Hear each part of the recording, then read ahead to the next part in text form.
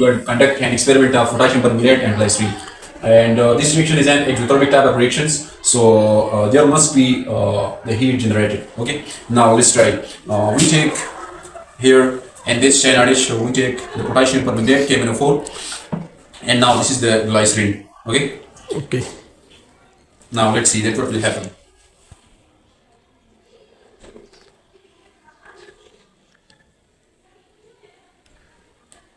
Okay, it will take a little time, so let's see you stop. Now look at it start smoking. Now let's see what will happen.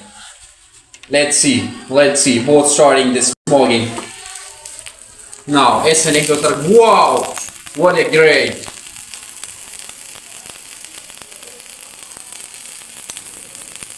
Now let's see.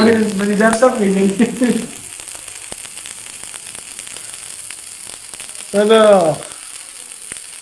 Now this is the reaction of potassium permanganate with glycerin.